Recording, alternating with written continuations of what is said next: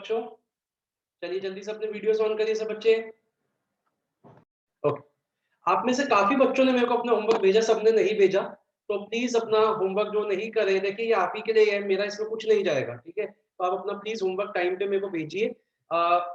जिसने नहीं भेजा वो आज अपना होमवर्क करके, अब तो आपके पास पूरे 5 दिन का टाइम होगा, अपना होमवर्क करके भेजिए।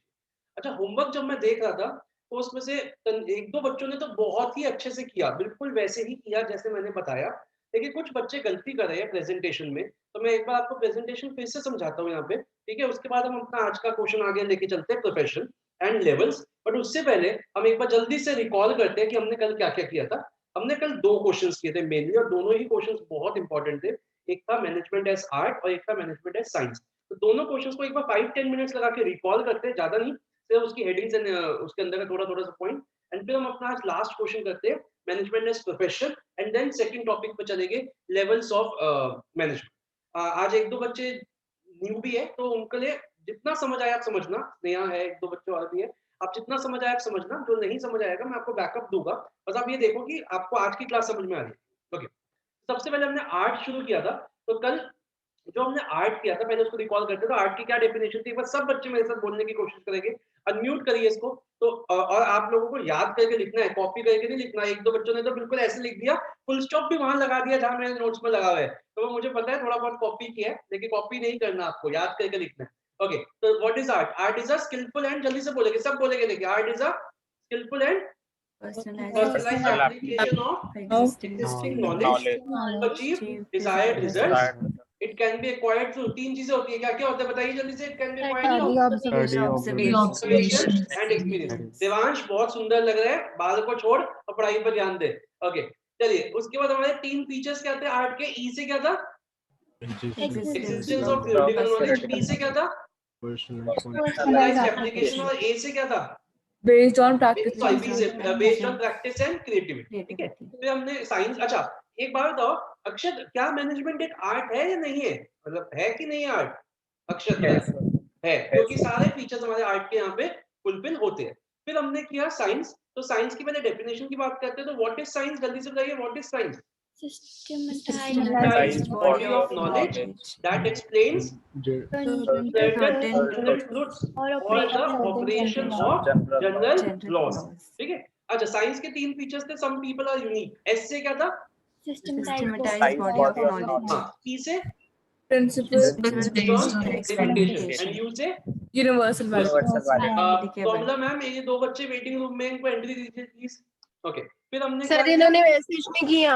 अच्छा, एक मिनट मैम, हो सकता है एक दो नए बच्चे, मैं नाम देख लेता हूँ। नंदिनी, और इनको डाल दो, मैं मैसेज डाल दो ग्रुप में कि मैसेज करेंगे। चलो दे दो, केशव का आ गया है, दे दो एंट्री। ठीक है, ओके, उसके बाद हमने, हाँ तो कौन बताएगा? सुहाना, आप बताओ कि क्या मैनेजमेंट एक साइंस है? आपको क्या लगता है, क्या मैनेजमेंट एक साइंस है कि नहीं है? Management is inexact science or soft inexact science, या फिर उसको सॉफ्ट साइंस कह सकते हैं। It is not as comprehensive as pure sciences like physics, chemistry and math. Okay, फिर हमने एक और क्वेश्चन किया था कि क्या मैनेजमेंट आर्ट और साइंस दोनों है? तो बताइए इसका क्या आंसर है, यस और no. Is management both art and science? बताइए, यस और no? Yes, it is both art and science. Okay, तो बच्चों मैंने आपको कल क्या बोला था? मैंने आपको बोला था कि प्रेजेंटेशन जब आपने की थी, मैं आपको फिर से एक बार प्रेजेंटेशन बता रहा हूँ, कुछ बच्चों की गलतियां भी बताऊंगा फिर मैं आपको। तो क्या गलतियां करे कुछ बच्चों ने ना, एक ही पॉइंट ऑफ व्यू से लिख दिया। जैसे मान लीजिए साइंस का क्वेश्चन है, तो आपने साइंस की डेफिनेशन लिखी, ठीक है, आपने साइंस की डेफिनेशन लिखी, बिल्कुल सही। आपने साइंस के फीचर्स सब बच्चों ने लिखे, बिल्कुल सही लिखे। गलती कहाँ पे, अरे यार, गलती कहाँ पे शुरू हो रही है वो मैं बताता हूँ। फीचर्स ऑफ साइंस लिखा, उसके बाद गलती होती है जब आपने ये तो लिख दिया यहाँ पे, उसके बाद गलती हुई यहाँ पे, आपने लिखा पहला पॉइंट। पहली बात तो कुछ बच्चे सिर्फ साइंस के पॉइंट ऑफ व्यू से लिख रहे हैं, मैनेजमेंट के पॉइंट ऑफ व्यू से नहीं लिख रहे। कुछ बच्चे सिर्फ मैनेजमेंट के पॉइंट ऑफ व्यू से लिख रहे हैं, साइंस के पॉइंट ऑफ व्यू से नहीं लिख रहे। तो ये तो 2 गलतियां हो गई। तीसरी गलती क्या है कि बच्चे ना एक ही पैराग्राफ में दोनों पॉइंट ऑफ व्यू से लिख रहे हैं, वो भी नहीं करना। तो आपको मैंने कल भी बताया था, आपको यहाँ पे एक लाइन को बिल्कुल छोड़ देना है। एक दो बच्चों ने बिल्कुल ऐसे किया था जैसे मैंने बताया। फिर आपको यहां से शुरू करना है, आपको यहां से शुरू करना है पहला पॉइंट। और आपको ये पहला पॉइंट जो है, आपको साइंस के पॉइंट ऑफ व्यू से लिखना है, 2 या 3 लाइनें जितना भी है। और उसके बाद एक लाइन फिर से छोड़ देनी है आपको, आपने एक लाइन फिर से छोड़ी और उसके बाद जो सेकंड पॉइंट है वो आपने फिर मैनेजमेंट के पॉइंट ऑफ व्यू से देखा। सब बच्चे जिन्होंने भी होमवर्क किया, आप देखो कितने बच्चों ने ऐसे किया है। कुछ बच्चे क्या करे हैं, इसी के नीचे ही इधर से ही शुरू करे हैं, तो कोई बाइफर्केशन ही नहीं समझ आ रही कि मैनेजमेंट क्या है, साइंस का है। तो आपको एक लाइन यहाँ पे छोड़नी है, आपको एक लाइन यहाँ पे छोड़नी है, 2 पैराग्राफ बनाने हैं और जो पैराग्राफ स्टार्ट करोगे वो भी यहाँ से करना है, इसको यहाँ से इतनी लाइन को छोड़ना है। बहुत कम बच्चों ने ऐसे प्रेजेंटेशन की ये चीज। एंड दूसरी, कुछ बच्चे सिर्फ साइंस के पॉइंट ऑफ व्यू से लिख रहे हैं या कुछ मैनेजमेंट, नहीं, दोनों पॉइंट ऑफ व्यू से आपको एक पॉइंट को लिखना है। ठीक है बच्चों, चलो ओके, तो ये हो गया। अब हम आगे बढ़ते हैं, आज का अपना टॉपिक करते हैं प्रोफेशन। तो आज का सब बहुत इंपॉर्टेंट क्वेश्चन है हमारा, क्या मैनेजमेंट, हमने आर्ट देख लिया, हमने साइंस देख लिया, अब हमारा क्वेश्चन है कि क्या मैनेजमेंट एक प्रोफेशन है कि नहीं। Krish, Keshav and Nandini and Jatin, please videos on करिए अपने। ओके, तो बच्चों पहले तो हम कुछ प्रोफेशंस का नाम देखते हैं कि हमारे कुछ प्रोफेशंस होते क्या है। तो जैसे कुछ प्रोफेशंस का नाम क्या हो गया, डॉक्टर, ठीक है, लॉयर, सीएस और सीए। तो सबसे नोबल प्रोफेशन और सबसे ज्यादा रेप्यूटेड प्रोफेशन की बात करते हैं, सीए लेके चलते हैं। ठीक है, तो जो सीए है, ऐसे कोई भी ना सीए नहीं बन सकता। ठीक है, तो सीए बनने के लिए आपके पास क्या क्या क्वालिटीज होनी चाहिए, पहले तो मैं आपको वो बता देता हूँ। आप इंटेलिजेंट होने चाहिए, ठीक है, आप इंटेलिजेंट होने चाहिए, आपके पास टैलेंट होना चाहिए, आप टैलेंटेड होने चाहिए, आप प्रोएक्टिव होने चाहिए कि आप जल्दी से अपनी आगे बढ़े, एक्टिव रहे, एंड मोस्ट इंपॉर्टेंटली आपको स्मार्ट होना चाहिए। चलो थोड़ा ज्यादा हो गया, तो ठीक है, तो हम सीए की जो प्रोफेशन है इसी को कैरी करते हैं, क्योंकि आप भी एक सीए से पढ़ रहे हो, तो ऑब्वियसली मैंने उसी को वही एग्जांपल लिया। तो सीए बनने के लिए मेनली जो चीजें चाहिए होती है, ये सब तो हो गया, मेनली जो दो चीजें चाहिए होती है, एक होती है स्पेशलाइज्ड नॉलेज एंड एक होती है ट्रेनिंग। अब ये है क्या, सीए के एग्जाम्स क्लियर करने के बाद भी मैं अपनी खुद की ऑफिस नहीं खोल सकता जब तक मैं इंटर्नशिप नहीं करता under some qualified chartered accountant.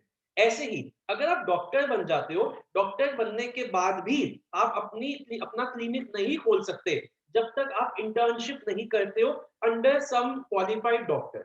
ऐसे ही लॉयर बनने के बाद भी आप अपनी प्रैक्टिस नहीं स्टार्ट कर सकते। इसका मतलब क्या हुआ कि कोई भी प्रोफेशन में घुसने के लिए आपको दो चीजों की जरूरत है, और वो दो चीजें क्या है, आप लोगों ने 11th में भी पढ़ा होगा।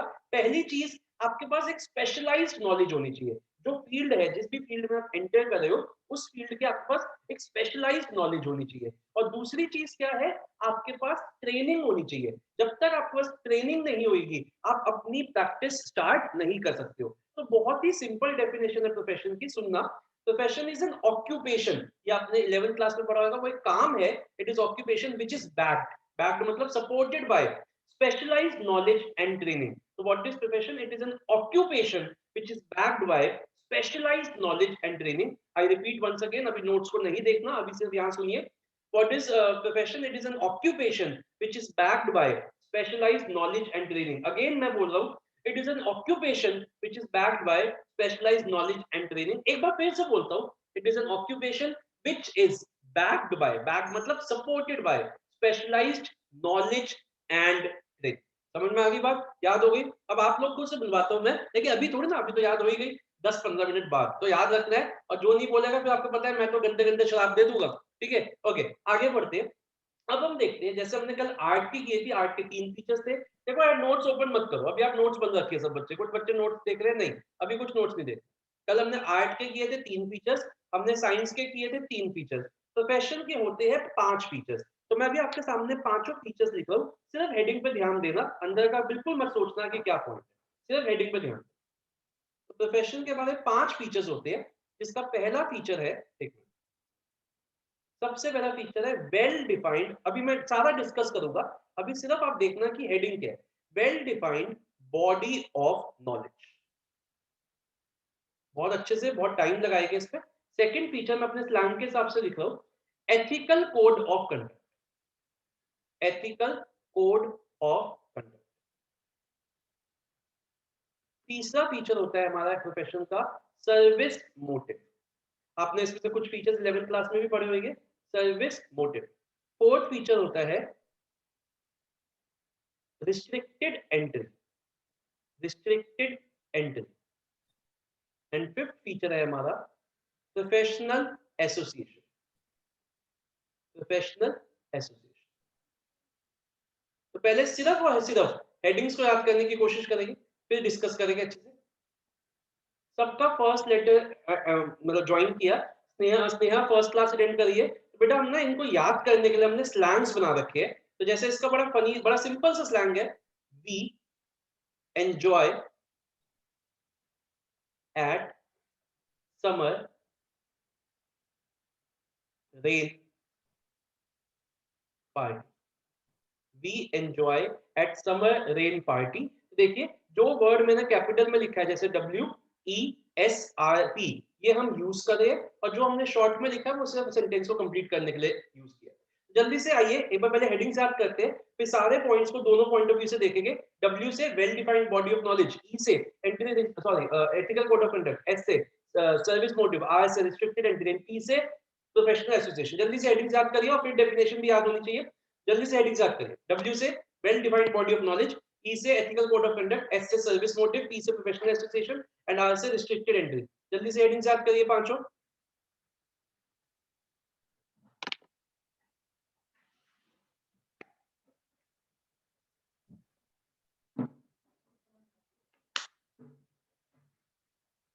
हो गई पांचों याद?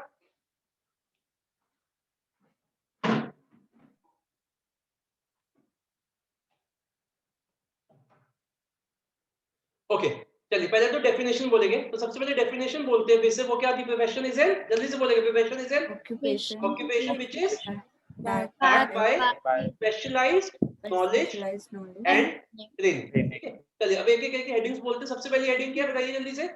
Well defined body of knowledge. उसके बाद E से ethical code code of conduct, उसके बाद S से सर्विस सर्विस मोटिव, उसके बाद R से रिस्ट्रिक्टेड एंड देन P से प्रोफेशनल एसोसिएशन। ठीक है, अब आइए अब एक एक पॉइंट को हम डिस्कस करते हैं, पहले प्रोफेशन के पॉइंट ऑफ व्यू से, फिर मैनेजमेंट। ठीक है, तो सबसे पहला पॉइंट क्या हमारा? Well defined body of knowledge.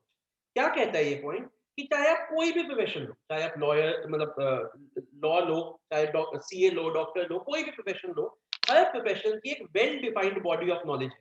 हम सबको पता है कि अगर आप आगे जाके सीए की पढ़ाई करते हो तो आपको पता है कि विद इन 5 इयर्स जो उसका कोर्स है उसमें आपको क्या क्या पढ़ाया जाएगा, और सीए बनने के बाद आप किस चीज में स्पेशलाइज करो। अगर आप डॉक्टर बनता है कोई बंदा तो उसको पता है कि मेरे को 5 साल में ये मैं पढ़ूंगा और मैं इस फील्ड में स्पेशलाइजेशन कर सकता हूँ। अगर कोई लॉयर बनता है तो उसको पता है, मतलब वेल डिफाइंड है, सब कुछ क्लियर है, कि कुछ भी छुपा हुआ नहीं है इसमें, हर चीज हर पर्सन के सामने ओपन है। So what is well-defined body of knowledge? It means that all professions have a well-defined body of knowledge, which is given, which is explained through instructions in different colleges and institutes. ठीक है, अब आगे चलते हैं। Second point क्या था हमारा? Ethical code of conduct. इससे पहले मैं आपको प्रोफेशनल एसोसिएशन समझाता हूँ। हर प्रोफेशन की अपनी एक एसोसिएशन है, हर प्रोफेशन की अपनी एक एसोसिएशन है। जैसे लॉयर्स की कौन सी है? Bar council of India. Doctors की medical council of India. CA की institute of chartered accountants of India. CS की institute of company secretaries of India. तो कोई भी प्रोफेशन हो उसकी एक एसोसिएशन है जो उस प्रोफेशन को रेगुलेट करती है।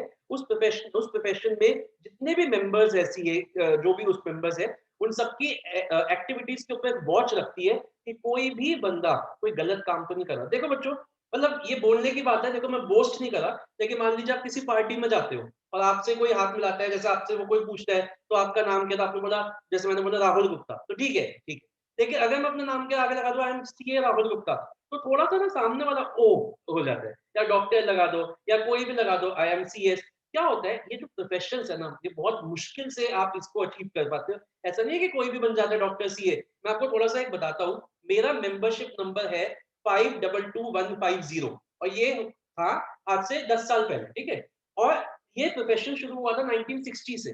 तो 60 से लेके 2010 तक मतलब 5 लाख, सिर्फ 5,22,000 सीएस बने हैं इंडिया में। पूरी इंडिया में सिर्फ 5,22,000 सीए है, और जहां आप देखो और इंजीनियर्स वगैरह कितने होते हैं। तो कहने का मतलब है it is not easy to become a CA और अ डॉक्टर और एनीथिंग। एंड व्हेन यू मतलब आप जब अपना नाम लेते हो तो you are not just taking your name, you are representing yourself. तो अगर कोई एक सीए कुछ गलत करता है या एक डॉक्टर कुछ गलत करता है, तो हम ये नहीं कहते कि उस डॉक्टर की गलती थी, हम कहते हैं कि प्रोफेशन ही गलत है। तो जब आप एक इतनी बड़ी प्रोफेशन को रिप्रेजेंट कर रहे हो, तो एक बॉडी है जो आपके ऊपर वॉच रखती है, आपकी एक्टिविटीज के ऊपर वॉच रखती है और आपको मेंबरशिप देती है। अगर कभी भी सीए इंस्टीट्यूट को लगेगा कि मैं सही नहीं करा, मैं कुछ गलत कर रहा हूं, तो वो सबसे पहले मेरी मेंबरशिप हटा देंगे और मैं अपने नाम के आगे सीए नहीं लिख पाऊंगा। तो they are what is professional association?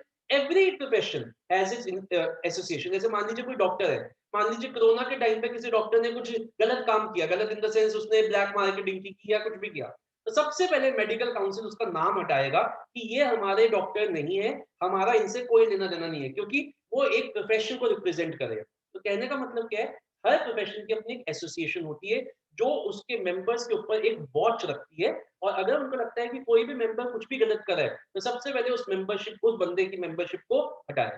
ठीक है, ये हो गया प्रोफेशनल एसोसिएशन। अब आते हैं एथिकल कोड ऑफ कंडक्ट। यही जो बॉडी है, प्रोफेशनल एसोसिएशन है, यही बॉडी हर प्रोफेशन का एक कोड ऑफ कंडक्ट डायरेक्ट बनाती है। कोड ऑफ कंडक्ट क्या हो गया? Rules and regulations. मैं आपको कुछ एग्जांपल देता हूँ। आप सब बच्चों ने थ्री इडियट्स देखी होगी, हो सकता है मतलब देखी होगी, मतलब उसमें एक सीन था, अगर आपको याद हो, जो सबसे उनमें से सबसे जो डरने वाला बंदा था, जिसका जो वो क्या नाम था उसका, वो जो वो रैंचो का जो मेरा नाम नहीं आ रहा था, हाँ वो जो भी था, सबसे जो डरने वाला था, जिसके फादर की तबीयत खराब हो जाती थी। तो एक सीन याद करिए जिसपे क्या होता था, आमिर खान, हाँ जतिन क्या नाम याद बता रहे?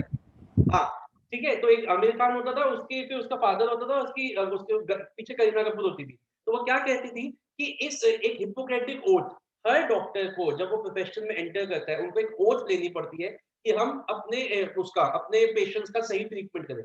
ऐसे ही जब हमने सीए कंप्लीट की थी, जिससे हमें मेंबरशिप मिली थी, हमें इतनी बड़ी एक बुक मिली थी कि code of conduct of CA members, मतलब अगर हम उसमें से कुछ भी गलत कर देंगे, तो हमारी सीए की जो हमारी डिग्री है, वो हमारी मतलब उसको ले लिया जाएगा वापस और हमारा मेंबरशिप से नाम काट दिया जाएगा। तो प्रोफेशनल एसोसिएशन क्या होती है? वो हमारी एथिकल कोड ऑफ कंडक्ट को ले डाउन करती है और हर मेंबर को उसको फॉलो करना पड़ता है। 3 पॉइंट समझ में आ गए? पहला क्या? Well defined body of knowledge, दूसरा प्रोफेशनल एसोसिएशन एंड तीसरा एथिकल कोड ऑफ कंडक्ट। अब आते हैं रिस्ट्रिक्टेड एंट्री। जैसे मैंने कहा, कोई भी ऐसे मुंह उठा के सीए नहीं बन सकता जैसे मन किया, कि जैसे मान लो हार्दिक कह रहा है कि मेरे को सीए बनना है। अच्छा, ठीक है, बनना है, अच्छी बात है, बनना है, लेकिन ऐसे नहीं है कि आपका मन किया आप सीए बन गए। नहीं, आपको सबसे पहले एग्जाम्स क्लियर करने पड़ेंगे एंड उसके बाद डिग्री लेनी पड़ेगी।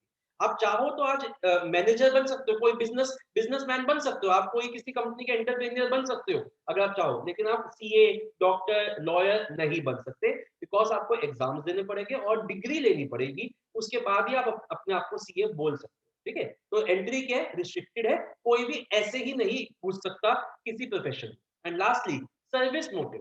देखो, हर डॉक्टर, सीए, इंजीनियर, जितने भी प्रोफेशनल्स है, ये पैसा कमाते हैं और बहुत अच्छा पैसा कमाते हैं। They are very very very very very very billionaires doctors भी है। लेकिन किसी भी प्रोफेशन में घुसने से पहले उनका अल्टीमेट मोटिव पैसा कमाना नहीं था। तो अल्टीमेट मोटिव था लोगों को सर्विस देना, और सर्विस देते कि जो वो है, जो प्रोसेस है, उसमें उन्होंने पैसा कमाया। अगर मेरा अल्टीमेट मोटिव होता कि मुझे सिर्फ पैसा कमाना है, तो मैं डॉक्टर नहीं बनने के बारे में सोचता, मैं एक हॉस्पिटल ओपन करने के बारे में सोचता और उसमें अच्छे अच्छे डॉक्टर्स रखता और पैसा कमाता। लेकिन अगर मेरा मोटिव है कि मुझे लोगों की सेवा करनी है, मुझे सर्विस देनी है, तो मैं इस प्रोफेशन में एंट्री लेता हूँ। तो मेन मोटिव क्या है? मेन मोटिव पैसा कमाना नहीं है, मेन मोटिव है सर्विस देना, सर्विस प्रोवाइड करना इज द मेन। आपको पांचों पॉइंट प्रोफेशन के पॉइंट ऑफ व्यू से समझ में आ गए? ठीक है, अब इसको एक एक करके लिंक करते हैं मैनेजमेंट के पॉइंट ऑफ व्यू से, देखते हैं कि क्या मैनेजमेंट की मैनेजमेंट एक प्रोफेशन है कि नहीं। सबसे पहला पॉइंट है well defined body of knowledge. इसको समझना पड़ेगा। और जो आज से कुछ साल पहले, कुछ मतलब 20-25 ईयर्स पहले, मैनेजमेंट का एक जो सब्जेक्ट है एमबीए, वो इतना ज्यादा रेप्यूटेड नहीं था। पहले कोई भी अपनी कंपनी खोल लेता था और अपना अच्छा अच्छा खासा बिजनेस करता था। लेकिन आज की डेट में हर इंसान चाहता है कि उनकी कंपनी को ऐसे लोग मैनेज करें जो मैनेजमेंट पढ़ के आए। I will give you some example. Bill Gates, सबने नाम सुना है, माइक्रोसॉफ्ट के मालिक के थे, ओनर थे, फाउंडर थे। वो उन्होंने, उनके पास कोई एमबीए की डिग्री नहीं, वो एक ड्रॉप आउट थे। लेकिन आज जो हमारी कंपनी, सॉरी हमारी नहीं, आज जो ये माइक्रोसॉफ्ट कंपनी को मैनेज कर रहा है, जो हमारे सत्या नडेला साहब, वो एमबीए ग्रेजुएट है। पहला एग्जाम्पल। दूसरा, अगेन गूगल जिसने स्टार्ट की थी, they were not MBA graduates, but आज जो मैनेज कर रहा है Sundar Pichai again an Indian, वो MBA ग्रेजुएट है। तीसरा एग्जांपल आप ले लीजिए, हमारी इंडियन कंपनी रिलायंस, जिसको स्टार्ट करने वाले धीरू भाई अंबानी थे, वो पढ़े लिखे नहीं थे, लेकिन उनके दोनों बच्चे, चाहे वो मुकेश अंबानी हो, अनिल अंबानी हो, वो ग्रेजुएट्स थे, MBA ग्रेजुएट। तो कहने का मतलब क्या है कि पहले क्या था, पहले लोग MBA को इतनी रेपुटेशन या इतनी इंपॉर्टेंस नहीं देते थे, लेकिन जैसे जैसे टाइम आगे बढ़ा, आज की डेट में MBA एज अ सब्जेक्ट बहुत ज्यादा इंपॉर्टेंस गेन कर रहा है, और आजकल लोग चाहते हैं कि पहले लोग MBA करें और फिर ही किसी कंपनी को मैनेज करें। ठीक है, समझ में आई बात? तो आज हो सकता है कि आज जो है अभी भी इंपॉर्टेंस कम है, हो सकता है आने वाले टाइम पे कंपलसरी हो जाए कि एक कंपनी का CEO वो ही बन सकता है जिसके पास MBA डिग्री हो। आज ऐसा नहीं है, लेकिन हो सकता है आने वाले टाइम में ये चीज कंपलसरी हो जाए। तो ऑल ओवर द वर्ल्ड, पूरी दुनिया में management as a subject is gaining importance. और ये सब्जेक्ट कहाँ पढ़ा जाता है? ये सब्जेक्ट पढ़ा जाता है different different schools, institutes, colleges, जैसे कि IIMs इन इंडिया, जो भी है हमारे जो भी हमारे बिजनेस इंस्टीट्यूट से, हार्वर्ड हो गया, ये सब हो गया, ये यहाँ पे हमारा ये सब्जेक्ट पढ़ा जाता है। तो ये पॉइंट हमारा कुछ हद तक फुलफिल हुआ, ये पॉइंट हमारा फुलफिल हुआ। अब हम सेकंड पॉइंट पे चलते हैं, रिस्ट्रिक्टेड एंट्री। क्या मैनेजमेंट की रिस्ट्रिक्टेड एंट्री है? आप मेरे को खुद सोच के बताइए। क्या अगर आप किसी कंपनी के मैनेजर बनना चाहते हो तो क्या आपके पास MBA डिग्री होना कंपलसरी है? सोच के बताइए। नो, बिल्कुल भी नहीं। तो आप, ये पॉइंट हमारा फुलफिल नहीं होता। आप किसी भी कंपनी के मैनेजर बन सकते हो without having a degree, but yes, having a degree is desirable. It is desirable but it is not compulsory. ठीक है, ये वाला पॉइंट फुलफिल नहीं हुआ। आगे चलते हैं, थर्ड पॉइंट पे आते हैं, प्रोफेशनल एसोसिएशन। तो जैसे हमारी CA की एसोसिएशन है, हमारी डॉक्टर्स की एसोसिएशन है, वैसे ही हमारी मैनेजर्स की भी एसोसिएशन है जिसका नाम है AIMA, AIMA, full form all India management association. In Delhi में ही इसके हेडक्वार्टर्स है। अगर आप लोगों ने लोधी रोड का साईं बाबा का मंदिर देखा है, बिल्कुल उसके पीछे वाली बिल्डिंग AIMA की हेडक्वार्टर्स है। अब इसकी मेंबरशिप लेना इज नॉट कंपल्सरी। आप MBA करने के बाद चाहो तो उसकी मेंबरशिप लो, चाहो तो ना लो। फायदे और नुकसान क्या है वो मैं आपको बताता हूँ। अगर आप इसकी मेंबरशिप लेते हो तो आपको कोई फीस, थोड़ी सी मेंबरशिप फीस देनी पड़ती है, और उसके बाद ये जो AIMA बॉडी है, ये बहुत सारे सेमिनार्स ऑर्गेनाइज करती है, बहुत सारे जैसे कहते हैं ना वेबिनार्स, सेमिनार्स ऑर्गेनाइज करते हैं, जिसमें बड़े बड़े बिजनेसमैन, बहुत बड़े बड़े बिजनेसमैन आते हैं, वो फाउंडर्स, एंटरप्रेन्योर्स आते हैं और वो अपना एक्सपीरियंस शेयर करते हैं। तो आपको फायदा क्या मिलता है अगर आप इसकी मेंबरशिप लेते हो? आपके कॉन्टैक्ट डेवलप होते हैं, आपका नेटवर्क बनता है जो आपको बिजनेस में मदद कर सकता है, आपको एक्सपीरियंस मिलता है, आपके जो है बिजनेस को आगे ले जाने के लिए आपको लोग मिलते हैं। ये तो फायदे हो गए। अब नुकसान की बात करते हैं कि AIMA ने अपने मेंबर्स के लिए एक code of conduct lay down कर रखा है, लेकिन ये उन्हीं लोगों को फॉलो करना है जो इसके मेंबर्स बनते हैं।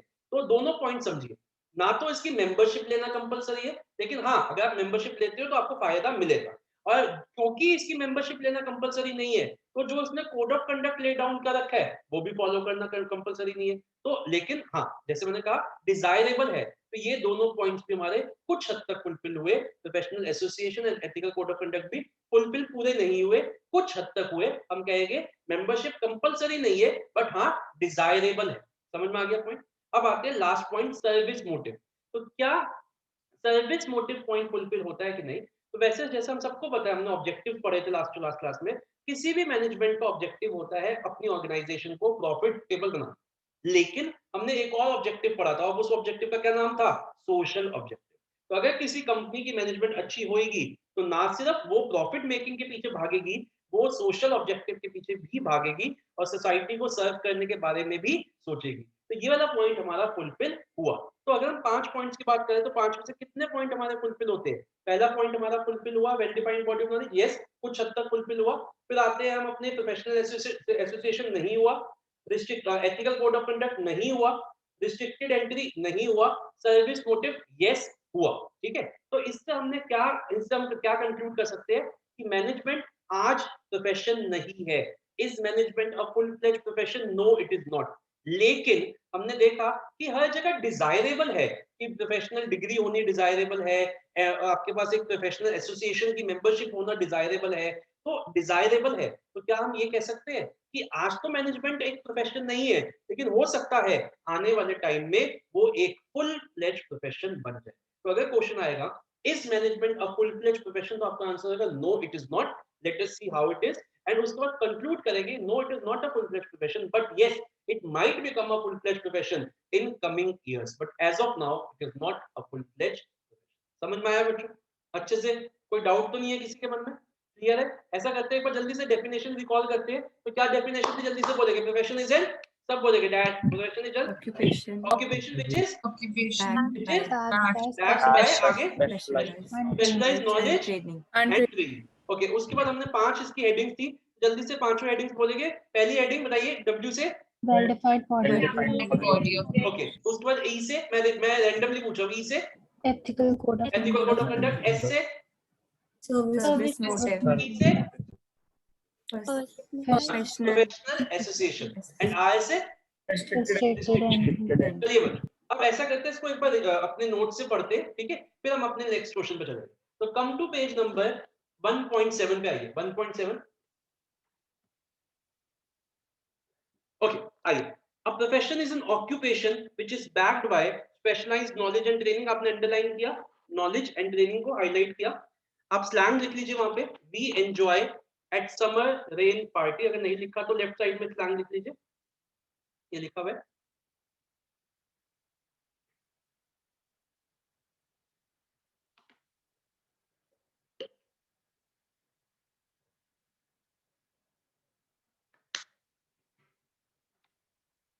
ओके, अब एक एक पॉइंट को हम डिस्कस करेंगे। मैं जैसे स्नेहा कल नहीं आई थी और सुहाना भी नहीं आई थी, वैसे मैं आपको बता रहा हूँ, प्रेजेंटेशन जो आपके नोट्स में है वो एक प्रेजेंटेशन है, और जो हमने फॉलो करनी है वो दूसरी है। तो जो फॉलो करनी है वो मैंने अभी आपको आज भी बताई और लास्ट क्लास में भी बताई थी। तो फॉलो हम वो करेंगे, ये प्रेजेंटेशन भी सही है बट मेरे हिसाब से वो ज्यादा बेटर है। ओके, पहला point, well defined body of knowledge. All professions are based on well defined body of knowledge. Underline the term well defined body of knowledge that can be acquired through instructions. खत्म, ये हम profession के point of view से पढ़ रहे हैं। Second, restricted entry. The entry to any profession is restricted to an examination or acquiring an educational degree. For example, to be able to become a CA, a candidate has to clear the exams conducted by ICAI. And मुझे पता है आप में से काफी बच्चे बनना भी चाहते होंगे CA, और बहुत अच्छा प्रोफेशन भी है, बनना भी चाहिए। Third, professional association. All professions are affiliated. Affiliated का क्या मतलब होता है? They are joined. They are recognized by. They are affiliated to a professional association which regulates entry। regulates entry का क्या मतलब है? जैसे बच्चों मैंने आपको बताया, आप गूगल पे जाके सर्च भी कर सकते हो, मेरा नाम और मेरा मेंबरशिप नंबर डालोगे और मेरा उसके बाद डेट ऑफ बर्थ डालोगे तो सारी डिटेल आ जाएगी मेरी, कि मैंने कब सीए के एग्जाम क्लियर किए, मैंने कब डिग्री ली, सब कुछ वहां पे आ जाएगा। तो ये रेगुलेट्स एंट्री मतलब जो ये प्रोफेशनल एसोसिएशन है उनका एक कार्ड होता है। मेरे पास एक कार्ड है सीए का, जो कि institute of chartered accountants of India ने इशू कर रखा है, that recognises that I am there member. तो ये रेगुलेट्स एंट्री। आगे, ग्रांट सीओपी। बच्चों मैं अपना आप लोगों को पढ़ा रहा हूँ, मेरे पास सीओपी नहीं है। What is COP? I tell you. जब मैंने डिग्री ली तो मैं उनका मेंबर बन गया इंस्टीट्यूट का, लेकिन मैंने अपनी प्रैक्टिस नहीं करनी थी, मुझे उसको अपना, मेरे को सीए की प्रैक्टिस नहीं करनी थी, मुझे पढ़ाने का शौक था तो मैं पढ़ाने में आ गया, तो मैंने उनसे सीओपी नहीं लिया। आप लोग जाते होगे, अगर आपको देखो भगवान न करे जरूरत पड़े, लेकिन आप लोग कभी डॉक्टर के गए होगे, कहीं गए होगे, तो आपने देखा होगा एक सर्टिफिकेट फ्रेम करके लगा हुआ होता है उनके क्लिनिक में, दैट शोज कि उनके पास सर्टिफिकेट है प्रैक्टिस स्टार्ट करने का। अगर किसी डॉक्टर या सीए के पास वो सर्टिफिकेट नहीं है तो वो अपनी प्रैक्टिस कर रहा है, दैट मींस वो इलीगल है। तो मेरा जो है, I am a non COP holder, मतलब मेरे पास वो सर्टिफिकेट ऑफ प्रैक्टिस नहीं है, मैं अपनी प्रैक्टिस आज शुरू नहीं कर सकता। और मैंने क्यों नहीं लिया वो? क्योंकि मुझे बिजनेस में को ये करना था, मुझे पढ़ाना था, मुझे प्रैक्टिस नहीं करनी थी। तो वो सीओपी भी कौन देता है? वो भी इंस्टीट्यूट ऑफ चार्टर्ड अकाउंटेंट्स देता है। ओके, आगे, and formulates and एनफोर्सेस a code of conduct. For example, to be able to practice in India, lawyers have to become the members of Bar Council of India. Okay. आगे चलते हैं, ethical code of conduct. The all professions are bound by a code of conduct which guides the behavior of its members. अपने जैसे मैंने कहा, उनका एक rule होता है कि आपको क्या क्या कर सकते हो, आप क्या क्या नहीं कर सकते आप। For example, all doctors take the oath of ethical practice at the time they enter into the profession. इसको कुछ शायद हिप्पोक्रेटिक ऐसा कुछ नाम होता है। Service motive. The basic motive of a profession is to serve their client's interest by rendering committed services. Okay. अब यही पांचों पॉइंट्स को हम रिलेट करते हैं मैनेजमेंट के साथ। पहला पॉइंट बेटा, इस लाइन को वेरी इंपॉर्टेंट मार्क करना, all over the world there is a marked growth in studying management as a subject. ये लाइन आ जाएगी, ये लाइन कहीं ना कहीं एक केस स्टडी में आ जाएगी और फिर पूछा जाएगा what is the nature of management highlighted above. अब सुनना बच्चे, ये बहुत इंपॉर्टेंट क्वेश्चन है केस स्टडीज का। क्या हुआ, एक क्वेश्चन आया जिसमें ना मैनेजमेंट के कुछ जनरल फीचर्स भी लिखे थे, जैसे परवेसिव है, ऐसे एक कहानी सी बनी हुई थी, परवेसिव है, इंटेंजिबल है, ऐसे 3-4 फीचर्स लिखे हुए थे। और एक जगह ये लाइन लिखी हुई थी कि a father is telling his son that all over the world there is a marked growth in studying management as a subject, so he was pushing him to go and study management। ये था कुछ इस तरीके की case study. फिर नीचे question था explain the nature of management highlighted above. तो बच्चों ने गलती क्या की, ये बहुत इंपॉर्टेंट क्वेश्चन था, बच्चों ने लिख दिया पिग गोज टू एमसीक्यू। ठीक है, वो सारे फीचर्स वो लिखने लगे, लेकिन वो मांगा ही नहीं है इस क्वेश्चन में। इस क्वेश्चन में क्या मांगा है कि मैनेजमेंट आर्ट है, साइंस है या प्रोफेशन है, और इस लाइन से हमें हिंट मिला कि वो प्रोफेशन की बात हो रही है। तो हमें लिखना था कि the nature of management highlighted in the above case is management as profession and let us see how it is। ये लाइन बहुत इंपॉर्टेंट है, इसको मार्क करिए। इस लाइन का मतलब क्या हुआ कि पूरी दुनिया में all over the world there is a marked growth, एक ग्रोथ देखने को मिली है मैनेजमेंट को एज अ सब्जेक्ट पढ़ने में, चाहे वो इंडिया हो चाहे वो इंडिया के बाहर हो। सब लोग पहले मैनेजमेंट को पढ़ रहे हैं और फिर उसमें आ रहे हैं organisation. It is based on systematic body of knowledge which can be acquired in different schools and colleges such as IIMs in India। ठीक है, तो ये इसकी अपनी नॉलेज है, इसको हम एक्वायर कर सकते हैं schools, colleges, institutes such as IIMs। समझ में आ गया पॉइंट? तो वेरी इंपॉर्टेंट लाइन है वो। सेकंड पे आते हैं restricted entry. there is no restriction on anyone being designated मतलब appointed as a manager in any business। anybody can be called as a manager irrespective of his educational qualification, although it is not mandatory for anyone to have a degree, but having a degree is desirable। तो हमने दोनों points बोल दिए, हमने ये भी बोल दिया कि कंपलसरी तो नहीं है, और हमने ये भी बोल दिया कि लेकिन होनी एक प्लस पॉइंट है। तो हमने दोनों पॉइंट्स इसमें लिख दिए। फिर आते हैं तीसरा, professional association. there are many associations of managers in India like AIMA, full form All India Management Association, that regulates the activities of its members। However, there is no compulsion, तो underline करिए AIMA को, underline करिए no compulsion on anybody to become the members of such an association, and also it do not have any statutory backing। मतलब जैसे CA बनने के लिए तो आपको लेनी पड़ेगी membership, without that you can not call yourself a CA, but ऐसा मैनेजर इसमें नहीं है, एमबीए में नहीं है। आप एमबीए बनने के बाद अपने आप को एमबीए बोल सकते हो without having a membership of AIMA. Okay, next ethical code of conduct.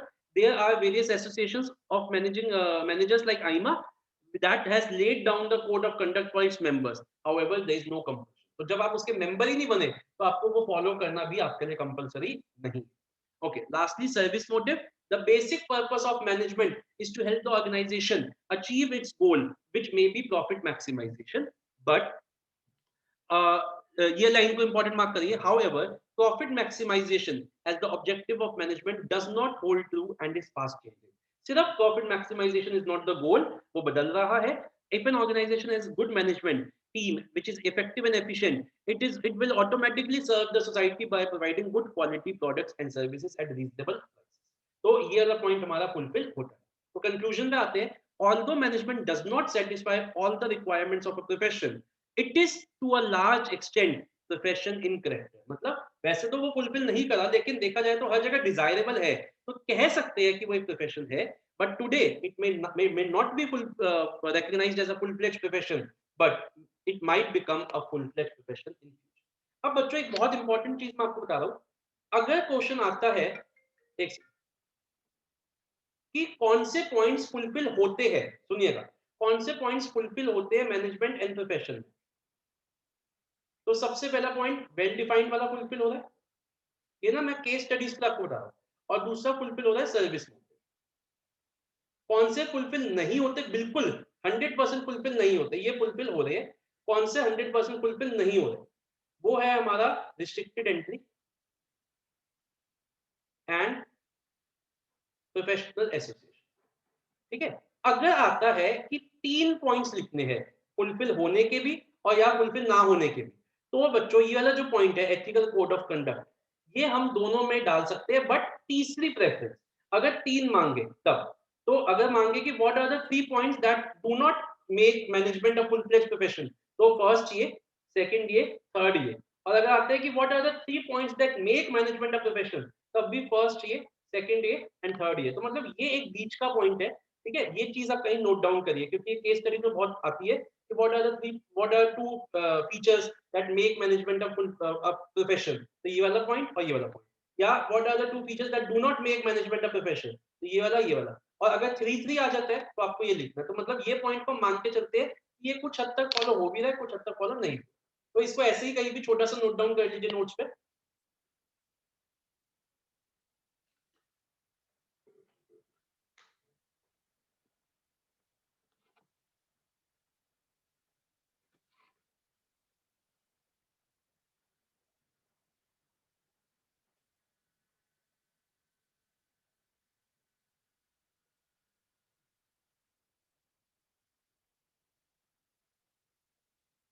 Okay, ये कहीं पे भी छोटा सा लिख लीजिए कि कौन से पॉइंट्स फुलफिल हो रहे हैं, कौन से पॉइंट्स फुलफिल नहीं हो रहे।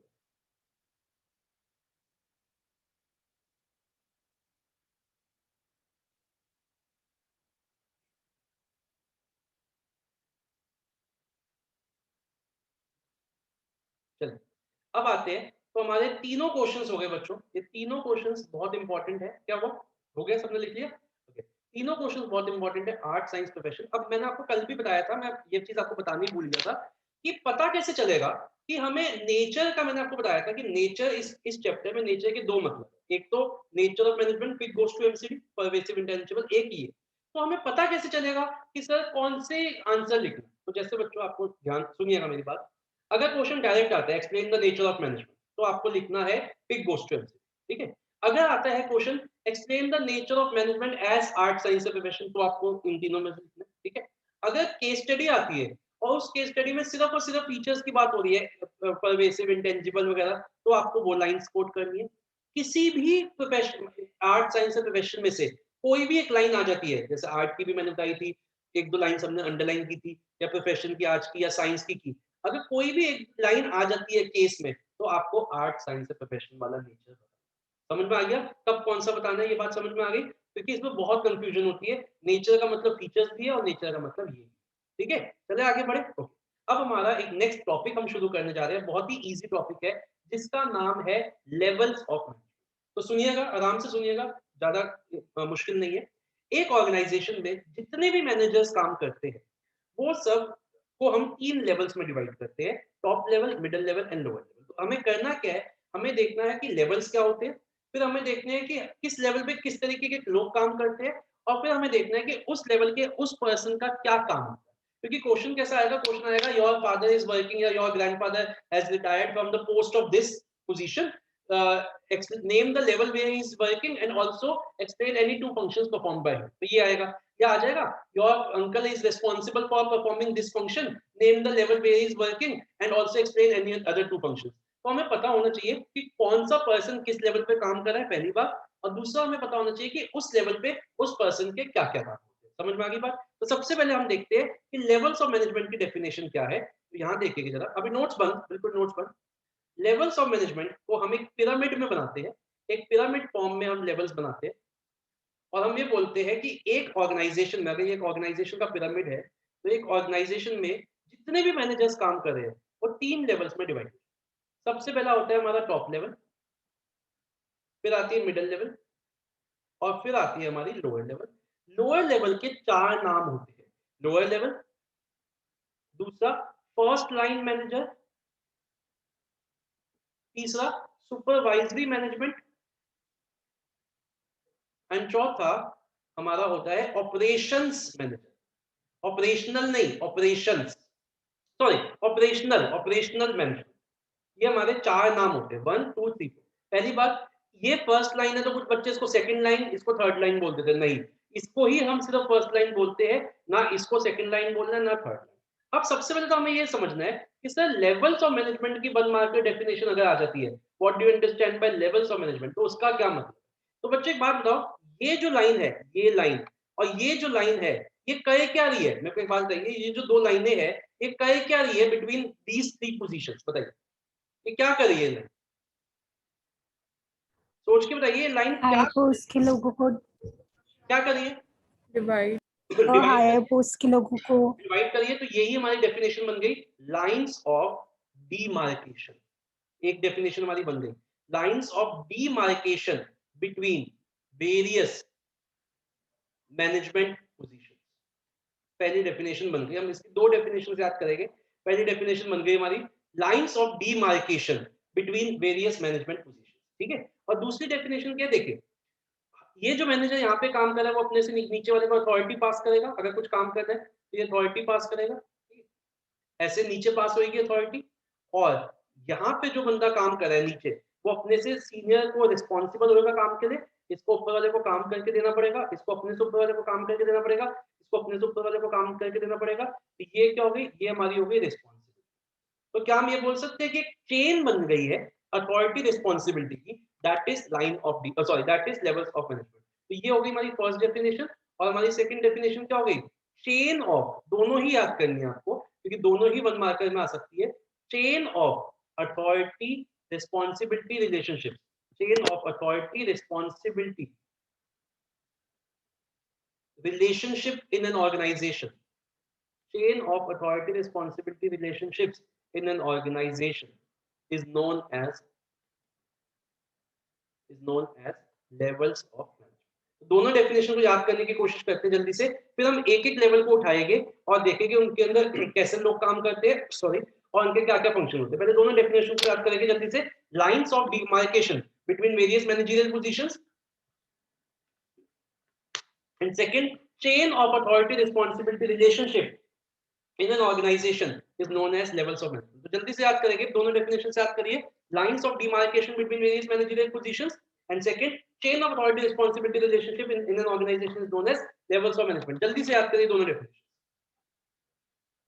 मैं किसी से भी पूछ सकता हूं रैंडमली, जल्दी से याद करिए।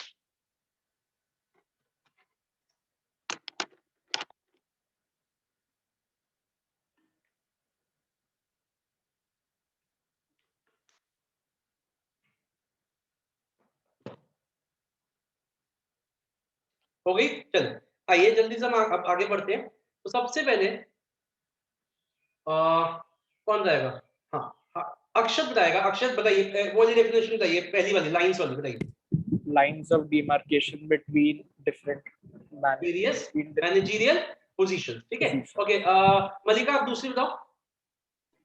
Chain of authority Chain of responsibility relationship authority in an organization. Relationship in an organisation is known as levels of management. अब सब बच्चे बोलेंगे, सब बच्चे अनम्यूट कर दो, जो नहीं बोलेगा वो बोर्ड्स में फेल है। तो आप अगर आप ऐसा नहीं चाहते तो अपना बोलिए। तो पहले लाइंस ऑफ डिमार्केशन वाली बोलेंगे, स्टार्ट करते हैं। लाइंस ऑफ, जल्दी सब बोले, lines of Demarcation. Demarcation between various. मानवी क्यों नहीं बोल रहे, ये यश गुप्ता भी नहीं बोल रहे जी, सहज भी नहीं बोल रहे, सबकी आवाज आनी चाहिए, अच्छी आवाज आनी चाहिए। बताइए जल्दी से, lines of Demarcation. Various various managerial managerial positions is known as levels of management। मैं ही बोल रहा हूँ, आप तो बोल ही नहीं रहे। और दूसरी डेफिनेशन बोलेंगे, it refers to the dash of dash, chain of chain of authority relationship and all। ठीक है बच्चों, अब बहुत ही सिंपल है।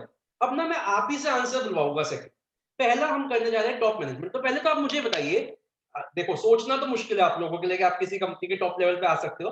ओके, जोक्स अपार्ट, आ सकते हो, बिल्कुल आ सकते हो। तो अगर आप टॉप लेवल पे आ जाओगे तो आपके नाम क्या क्या होंगे, तो आप क्या होगे, जो आपका नाम क्या होगा, डेजिग्नेशन क्या होगी, सोच के बताइए। कौन कौन लोग टॉप लेवल पे आ सकते हैं, सोच के बताइए। CEO, प्रेसिडेंट, फुल फॉर्म क्या होती है वाइस सीईओ की, आना जी, प्रेसिडेंट, एक मिनट।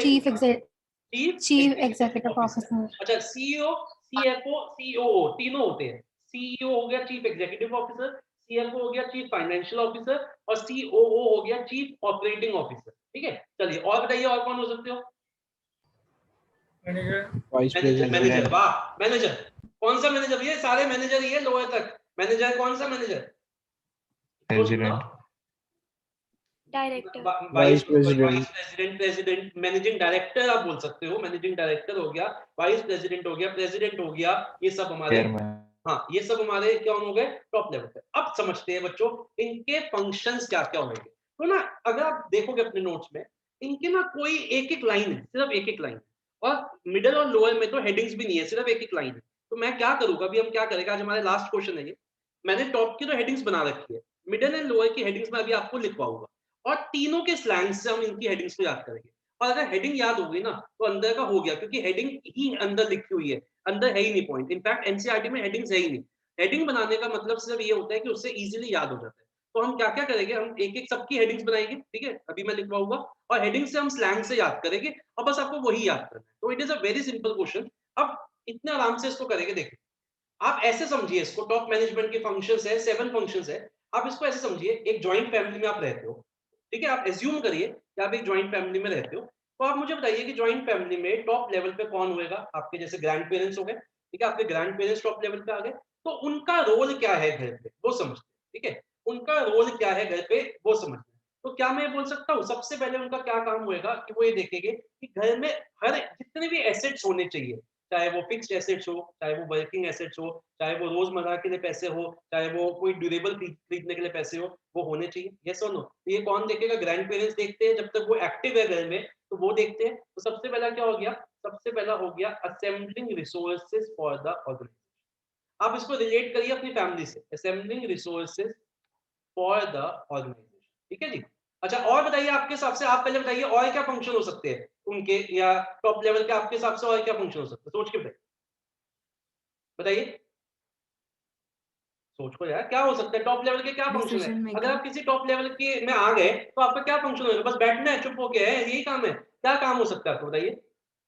Decision making. डिसीजन लेना कि कंपनी का गोल क्या है, हमारा क्या गोल होना चाहिए। तो सेकंड क्या हो गया, फ्रेमिंग या फॉर्मुलेटिंग ओवरऑल ऑर्गेनाइजेशन। तो घर के भी जो टॉप लेवल के लोग हैं, मान लीजिए वो बिजनेस बिजनेस में देखते हैं, तो वही तो उनके हिसाब से तो चलता है सब कुछ। तो घर के जो गोल्स है, ऑर्गेनाइजेशन के जो ऑब्जेक्टिव्स है, वो वही सेट करते हैं, formulating of overall objectives, organisational objective. और बताइए और क्या हो सकता है, क्या मैं बोल सकता हूँ कि Policy making.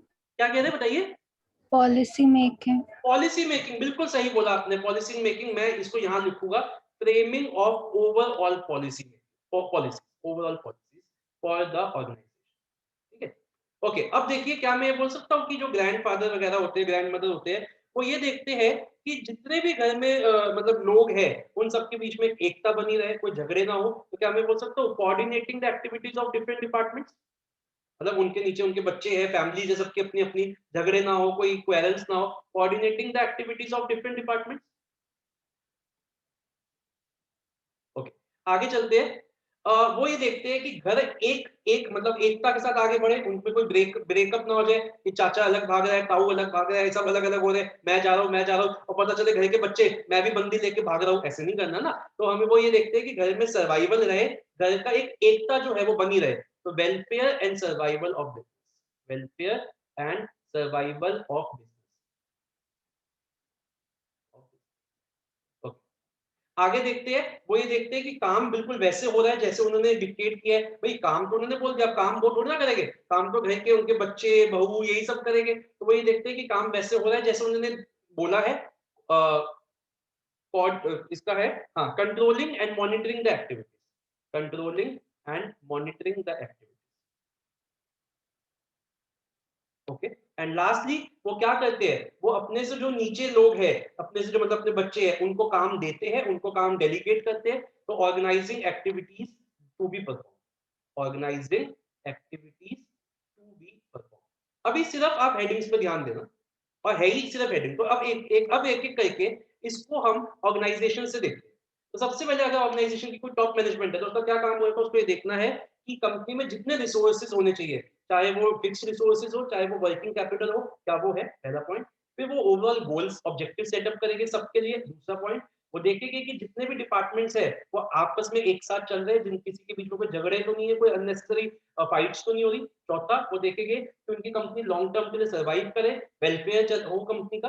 पांचवा, वो ये देखेंगे कि काम वैसे ही हो रहा है जैसे उन्होंने सोचा था, जैसे उन्होंने बोला है। छठा, वो अपने से नीचे जो काम कर रहे हैं मिडिल लेवल पे, उन लोगों को एक्टिविटीज परफॉर्म कर एक्टिविटीज देके काम करने के लिए। एंड पांचवा, ये सब करने के लिए वो पॉलिसीज फ्रेम करेंगे। समझ में आ गया, सिर्फ हेडिंग्स ही याद करनी है, ठीक है। अब इसका हमने एक स्लैंग बनाया है, सबका first letter. A fat cow was chewing organic fodder, ठीक है जी। A fat cow was chewing organic fodder. सारे के सारे पॉइंट्स आ गए। ए से क्या हो गया, असेंबलिंग रिसोर्सेज, ठीक है। एफ से क्या हो गया, फॉर्मुलेटिंग ओवरऑल ऑब्जेक्टिव। सी से कोऑर्डिनेटिंग द एक्टिविटीज। डब्ल्यू से वेलफेयर। सी से कंट्रोलिंग। O से ऑर्गेनाइजिंग एक्टिविटीज एंड F से फ्रेमिंग ऑफ पॉलिसीज। आपको सिर्फ यही याद करना है, इसके अंदर कुछ नहीं है, यही वापस लिख के आना है। जैसे अगर मान लो पहला पॉइंट आ गया तो आप इसको डिटेल में लिखोगे, top level management is responsible for assembling resources, खत्म। Second, formulating of overall objective, तो आप लिख दोगे the top level management is responsible for formulating the objective for the entire organization, खत्म। Coordinating the activities, top level management is responsible for coordinating activity, यही काम करना है। तो हेडिंग याद कर लो, अंदर तो खुद ही यही लिख के आना है, क्योंकि एनसीईआरटी में भी नहीं है, हम लिख रहे हैं तो ये आपको हेडिंग याद करना है। तो जल्दी से हेडिंग याद करेंगे। ए से मैं बात 2-3 बार बोलूंगा और बोलता रहूंगा, आप याद करते रहिए। ए से assembling of resources for the entire organisation, F से formulation of overall objectives, W से C से coordinating the activities of different departments, W से welfare and survival of business, C से controlling and monitoring the activities, O से organizing activities to be performed, and F से framing of overall organizational policies for the organization. Okay, जल्दी से याद करिए, मैं आपको तंग करता रहूंगा और आपसे फिर पूछूंगा सारे, तो जल्दी से याद करिए। A से assembling resources, F से formulating of overall objectives, C से coordinating the activities, W से welfare, C से controlling the activities, monitoring the activities, O से organizing the activities, and F से framing of overall policies. जल्दी, मैं आपको 2 मिनट दे रहा हूँ, जल्दी याद करें। सर यस मानवी, ये सेकंड और 7 पॉइंट में क्या डिफरेंस है? मैम सेकंड और 7 में ये डिफरेंस है। सेकंड में बोला है ऑब्जेक्टिव सेट करने की, जैसे ऑब्जेक्टिव क्या है, हमें ये चीज अचीव करनी है, ये ऑब्जेक्टिव है। फिर उसको अचीव करने के लिए हमारी पॉलिसीज क्या होगी, हम कैसे उसको अचीव करेंगे। तो ऑब्जेक्टिव का मतलब है क्या करना है, सेकंड पॉइंट, और 7 कैसे करें, ठीक है। सेकंड में क्या करना है और 7 में कैसे करना है, दोनों में बहुत फर्क है ना। ओके, जल्दी से याद करिए।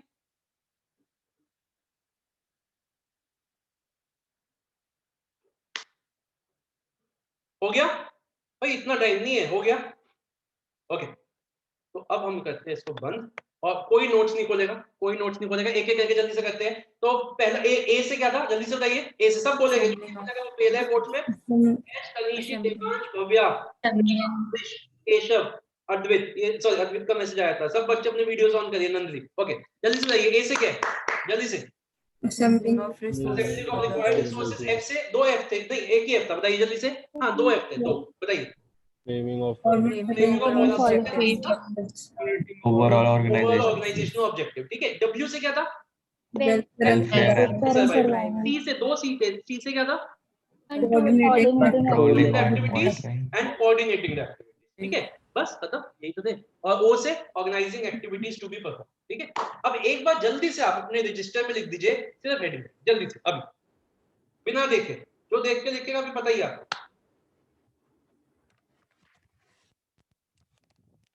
जितने याद है उतने लिख दीजिए, कोई दिक्कत नहीं है।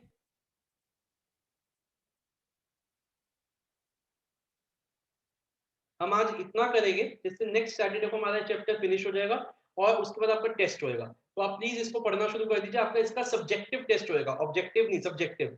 मैं आपको पेपर भेजूंगा, आप उसको कह के मेरे को वापस पीडीएफ बना के भेजिए, नेक्स्ट वीक टेस्ट है।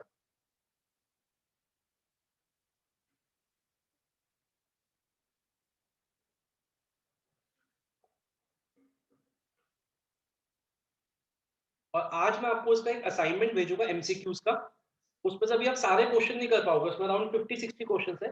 जितने हमारा टॉपिक हो चुके उतने आप एमसीक्यूज करिएगा, फिर हम नेक्स्ट क्लास में, मतलब नेक्स्ट वीक डिस्कस करेंगे।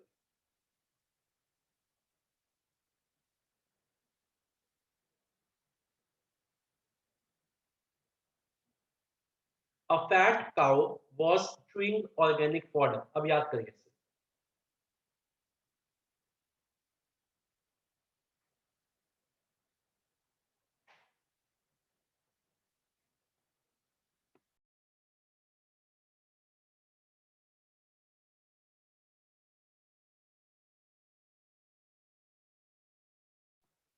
लिख लिया, चलिए एक बार ऐसा हो गया, सबने लिख लिया, जल्दी से लिखिए।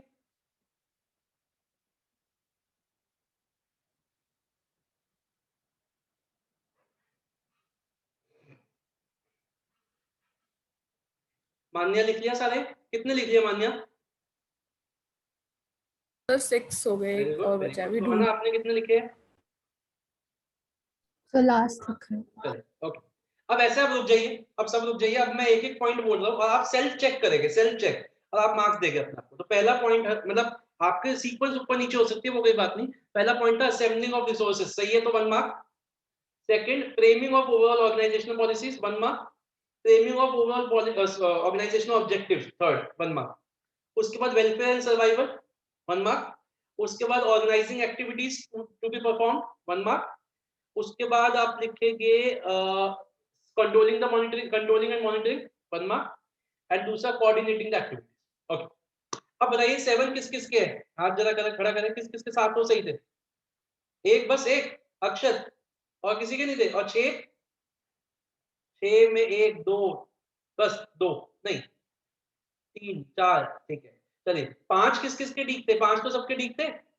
ओके, तो बच्चों मतलब ऐसे ही आपको सारा याद करना है। आइए सेकंड पे चलते हैं, मिडिल लेवल पे चलते हैं।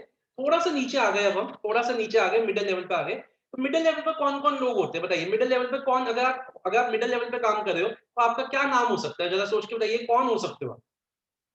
क्या आपका फंक्शन क्या होगा, मतलब काम, नाम क्या हो सकता है आपको बताइए? सोच के बताओ क्या हो सकता है आप लोग? मैनेजर। मैनेजर तो सारे ही है बच्चे, टॉप मिडिल लोअर तो सारे ही मैनेजर है। कौन सा manager? Implementing the work directed हाँ, by the इम्प्लीमेंटिंग द, जो supervisor. काम को इम्प्लीमेंट करने में कोशिश करे, ठीक है। लेकिन नाम क्या हो सकता है? जैसे आप हो सकते हो फंक्शनल मैनेजर्स। फंक्शनल मैनेजर्स मतलब प्रोडक्शन मैनेजर, फाइनेंस मैनेजर, ठीक है, मार्केटिंग मैनेजर, एचआर मैनेजर, ये हो सकते हो। या आपका नाम हो सकता है डिविजनल मैनेजर्स। डिविजनल मैनेजर्स मतलब north division, south division, east division, तो ये आपके नाम हो सकते हैं, ठीक है। अब हम आते हैं थोड़ा सा नीचे, अब हम देखते हैं कि हमारे काम क्या क्या होंगे। तो आइए यहाँ देखते हैं। 6 फंक्शंस होते हैं मिडिल लेवल के, बहुत ही इजी, उससे भी इजी। मान लीजिए अब आप थोड़े नीचे आ गए हो, मिडिल लेवल पे आ गए हो, तो हमारे फंक्शंस क्या होंगे? सिर्फ एक एक हेडिंग है हमारी। पहला, सबसे पहले क्या है कि हम ये देखेंगे कि हमारे डिपार्टमेंट में क्या सारे लोग हैं कि नहीं। देखिए, दादा दादी जी ने तो घर पे सारे रिसोर्सेज लाके दे दिए, लेकिन उन रिसोर्सेज में से अपने घर, अपनी फैमिली के लिए, मतलब आप आपके मम्मी पापा, आपके भाई बहन, उसके लिए रिसोर्सेज तो आप खुद निकालोगे ना। तो सबसे पहले हमें देखना है कि हमारे डिपार्टमेंट में क्या सारे रिसोर्सेज वगैरह है कि नहीं। तो और क्या हमारे पास सारे लोग हैं कि नहीं। पहला क्या हो गया? Recruiting personnel for your concerned department. तो पहले हमें ये देखना है कि क्या हमारे डिपार्टमेंट के लिए लोग हैं कंप्लीटली, जितने लोग हमें चाहिए उतने हैं या नहीं, हमारे को और लोगों की जरूरत है नहीं, पहला। दूसरा, अपने डिपार्टमेंट के लोगों के लिए जो उनका मोरल बूस्ट करना है, उनको एनकरेज करना है, वो तो मेरा काम है। अब मेरे बच्चों को कोई और थोड़ा ना आगे मोरल मोटिवेट करेगा, वो तो मेरा काम है ना। सेकंड क्या हो गया? Boosting the morale of my employees, boosting the morale of employees, ठीक है। तीसरा, जो टॉप मैनेजमेंट ने पॉलिसीज वगैरह बनाई है उसको समझना और अपने से लोअर लेवल को समझाना, क्योंकि I am acting as a mediator between top and lower. तो जो टॉप लेवल ने पॉलिसीज वगैरह बनाई है उनको समझना और अपने से लोअर लेवल तक पास ऑन करना। Interpretation, interpretation of the policies made by top level, ठीक है। आगे चलते हैं। हाँ, उसके बाद आते हैं टॉप लेवल को रेकमेंड करना कि किस तरीके से हम काम को और अच्छे से कर सकते हैं, एडवाइस देना, recommending to top level better ways of performing work, ठीक है जी। आगे चलते हैं। उसके बाद हमें अपने डिपार्टमेंट के रिसोर्सेज को ऑर्गेनाइज करना, क्योंकि देखिए टॉप लेवल ने सबके लिए किया था, फॉर द ऑर्गेनाइजेशन था। यहां हम लिखेंगे for our department, organising resources, organising resources for our department. And lastly, और जितने भी हमारे और डिपार्टमेंट्स हैं उनके साथ कोऑर्डिनेट या कोऑपरेट करना, कोऑपरेट विद अदर डिपार्टमेंट। किसी से झगड़ा नहीं, किसी से कोई लड़ाई नहीं। तो सबसे पहले क्या है, हमने देखना है कि हमारे डिपार्टमेंट में जितने लोग होने चाहिए क्या वो है। दूसरा, अपने एम्प्लॉइज का मोरल को बूस्ट करना, उनको एनकरेज करना। टॉप लेवल की पॉलिसीज को नीचे तक पहुंचाना। टॉप लेवल को एडवाइस देना। ऑर्गेनाइज करना रिसोर्सेज अपने डिपार्टमेंट के लिए और कोऑपरेट करना और डिपार्टमेंट के साथ। बहुत ही सिंपल, इसका बड़ा ही अच्छा सा स्लैंग है इसका। RBI, RBI rules our country, जल्दी से याद करने की कोशिश करिए, जल्दी से। RBI रूल्स आर कंटिन्यू, जल्दी से याद करिए, हेडिंग जल्दी से याद करिए। और ना नोट्स में ना हेडिंग्स लिखी हुई है नहीं है, अभी आप मत लिखना, मैं अभी आपको और अच्छे से लिखवाऊंगा कौन सी हेडिंग है, अभी आप मत लिखना, इस सीक्वेंस में नहीं है नोट्स में, मैं लिखवाऊंगा अभी, आप सिर्फ हेडिंग्स को याद करिए यहाँ से सामने से, अभी नोट्स में मत लिखना, मैं खुद लिखवाऊंगा, सीक्वेंस अलग है।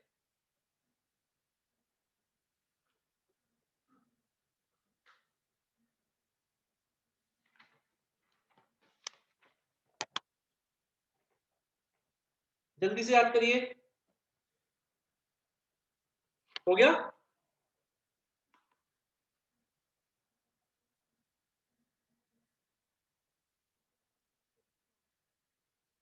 मानवी, अद्वैत, जल्दी से करिए।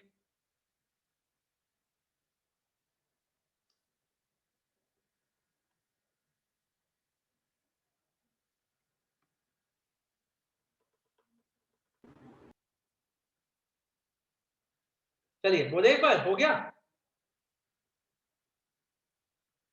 ओके, जितने होते हैं देखते हैं। सबसे पहला था आय, दो आए थे हमारे, बताइए पहला आय क्या है? Recruiting personnel for our department. दूसरा बताइए? recommending recommending to top better ways level. of performing work to top level. Okay. B से क्या था? Boosting boosting the morale. of our employees. I से Interpretation of policy. interpretation of the policies. O से organizing activities, organizing organizing resources for our resources. department. And C से Operating with Operating with the department. समझ में आ गया? कोई मुश्किल तो नहीं है? चलिए अब हम और नीचे आते हैं, और मान लीजिए आप एक कंपनी के लोअर लेवल मैनेजमेंट में हो, लोअर लेवल मैनेजमेंट, तो आपका क्या नाम हो सकता है? आप मेरे को बताइए, आपके नाम क्या क्या हो सकते हैं? आपको क्या कहा जाएगा बताइए? superintendent, सुपरिटेंडेंट, सुपरवाइजर्स, ठीक है, सुपरवाइजर, सुपरिटेंडेंट, फोरमैन, इंस्पेक्टर, यही नाम हो गए। और आइए अब इनके काम देखते हैं। इनके काम तो सबसे इजी है, आपने इसको ऐसे समझिएगा, इनके काम तो याद करने सबसे इजी है। ये देखो मैं आपके सामने डक बनाता हूँ, ये है लोअर टॉप लेवल, ठीक है,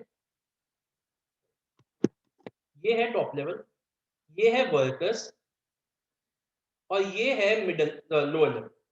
तो लोअर लेवल बेचारा करे क्या रहा है, वो एक पॉइंट में तो टॉप लेवल की जो पॉलिसीज है वो यहाँ पास करे, ठीक है, और नीचे से जो वर्कर्स की जो प्रॉब्लम है वो ऊपर पास करे। तो उनकी जो ग्रीवेंसेस है, ग्रीवेंसेस का क्या मतलब होता है? प्रॉब्लम, वो ऊपर पास करे। तो इसको याद करते हुए हमारे दो पॉइंट्स तो बन गए, ठीक है, मैं अभी यहाँ लिखता हूँ, इसके 7 फंक्शंस होते हैं। हाँ, तो बताइए सबसे पहले आपके हिसाब से क्या फंक्शन हुआ कि जो वर्कर्स की जो ग्रीवेंसेस है, ग्रीवेंस मतलब प्रॉब्लम, दुख, वो ऊपर तक मैनेजमेंट तक पहुंचा रहा है। तो सबसे पहले क्या हो गया? Representing workers grievances before management. Representing workers grievances before management का क्या मतलब हुआ कि वर्कर्स की प्रॉब्लम्स ऊपर तक रख रहे हैं, ठीक है। और अब देखिए दो पॉइंट बड़े सिंपल, बहुत ही एक इजी है। पहला वो देख रहे हैं कि क्या वर्किंग कंडीशन ठीक है वर्कर्स के लिए, काम करने की कंडीशंस बिल्कुल ठीक है, इंश्योरिंग प्रॉपर वर्किंग कंडीशंस। और दूसरा बिल्कुल सेम पॉइंट लिखा हुआ है एनसीईआरटी में, इंश्योरिंग प्रॉपर वर्किंग कंडीशन। दूसरा लिखा हुआ है इंश्योरिंग प्रॉपर सेफ्टी कंडीशन, कि जहाँ पे सेफ्टी के होनी चाहिए, जैसे आजकल हॉस्पिटल्स है, वर्किंग कंडीशन तो है कि अच्छा वेंटिलेशन वगैरह है, सेफ्टी कंडीशन है कि क्या डॉक्टर्स के पास, वार्ड बॉयज के पास, नर्सेस के पास पूरी प्रॉपर पीपीई किट्स है, या जो भी और सेफ्टी कंडीशंस है, फेस शील्ड वगैरह वो है कि नहीं, तो प्रॉपर सेफ्टी कंडीशन। ओके, अब हम क्या करेंगे, असिस्ट, वो मैनेजमेंट को असिस्ट करते हैं कि कौन से वर्कर्स को हमें ट्रेनिंग देनी चाहिए, कौन से वर्कर्स को हमें प्रमोशन देनी चाहिए। Assist the management in training, promotion of workers, ठीक है, ओके। आगे चलते हैं, वो क्या करते हैं, वो देखते हैं कि क्या quantity and quality of output ठीक है, वो देखते हैं कि आउटपुट जो वर्कर्स प्रोड्यूस कर रहे हैं क्या वो ठीक है, क्वांटिटी वाइज भी एंड क्वालिटी वाइज भी, maintaining the quantity and quality of output. Okay, and वो अपने वर्कर्स का मोराल बूस्ट करते हैं, boosting the morale of workers. And वो क्या करते हैं, मैनेजमेंट की इंस्ट्रक्शंस को वर्कर्स तक पहुंचाते हैं, passing on the instructions of management to workers. ठीक है, एक बार जल्दी से देखते हैं। पहला, वो वर्कर्स के प्रॉब्लम्स ऊपर तक रखते हैं। दूसरा, वो प्रॉपर वर्किंग कंडीशन इंश्योर करते हैं। तीसरा, वो प्रॉपर सेफ्टी कंडीशंस इंश्योर करते हैं। चौथा, वो मैनेजमेंट को असिस्ट करते हैं कि किस वर्कर को ट्रेनिंग मिलनी चाहिए, किसको प्रमोशन मिलना चाहिए। पांचवा, वो क्वांटिटी एंड क्वालिटी चेक करते हैं आउटपुट की। छठा, वो अपने वर्कर्स के मोरल को बूस्ट करते हैं। एंड सातवां, वो मैनेजमेंट की जो इंस्ट्रक्शंस है वो वर्कर्स तक पहुंचाते हैं। आइए अब इसका स्लैंग देखते हैं जल्दी से। इसका स्लैंग थोड़ा सा मेरे ऊपर है। राहुल एंजॉयज, हंसना मत, एवरी एडल्ट मूवी। देखो ऐसे बस मैंने नहीं बनाया, बच्चे ने बनाया था किसी, आप मेरे को ऊपर सोचो, adult movie on big screen. ठीक है, मैंने नहीं बनाया, पहले बता रहा हूँ, बिग स्क्रीन। तो और इसके बाद एक बच्चे ने ना ये ऐसा स्माइली भी बना दिया। ठीक है, तो Rahul enjoy every adult movie on big screen. ऐसे क्या हो गया, रिप्रेजेंटिंग वर्कर्स ग्रीवेंसेस, ई से ensuring proper working condition, E से ensuring proper safety condition, A से assisting the management in training, M से maintaining the quantity and quality, B से boosting the morale and T से passing on the instructions. अब एक minute, क्योंकि थोड़ा सा टाइम कम है, हम इसको सीधा रीड करना शुरू करते हैं एंड वहीं पे मैं आपको हेडिंग्स भी लिखवा दूंगा। ठीक है, तो आइए कम टू पेज नंबर, बहुत ही इंपॉर्टेंट टॉपिक पे आइए, come to page number 1.8। 5 minutes more, 5 minutes more. सबसे पहले डेफिनेशन, दोनों डेफिनेशन आपको मार्क करनी है, एक ये वाली भी और एक दूसरे पेज पे लिखी हुई है वो वाली भी। बच्चों एक चीज हमेशा ध्यान रखना, जब भी एक क्वेश्चन आए, अगर कम मार्क्स में आएगा, ये मैक्सिमम 3 से 4 नंबर का आएगा, आप ये डायग्राम बना के आओगे छोटा सा, और फ्री हैंड से, कोई स्केल से बनाने की जरूरत नहीं है, फ्री हैंड से आप ये डायग्राम बना के आओगे, ये पिरामिड आप बना के आओगे ही आओगे। जल्दी से दोनों डेफिनेशन मार्क करते हैं। There is a chain of authority responsibility relationship, पहली डेफिनेशन। उसके बाद आपने ये डायग्राम देखा, फिर नेक्स्ट पेज पे आ जाइए। Thus, the term levels of management refers to the lines of demarcation. Underline करिए, lines of demarcation. Okay. Top management consists of senior most executives by whatever name they are called. नाम कुछ भी हो सकता है उनका, but वो senior most executives होते हैं। Generally उनका नाम होता है chairman, CEO, COO, vice president, etc. बच्चों जल्दी से पहले इसका स्लैंग लिखिए, यहाँ पे लेफ्ट में लिखिए इसका slang, a fat cow was chewing organic fodder। इसकी हेडिंग्स बनी हुई है, इसकी हेडिंग्स बनी हुई है, ये लिखिए। A fat cow was chewing organic fodder।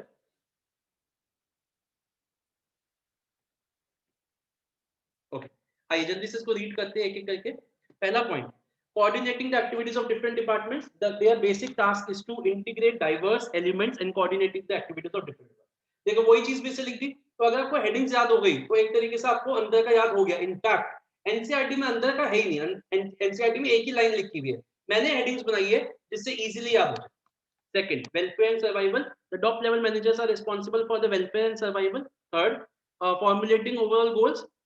They analyze the business environment and their implication.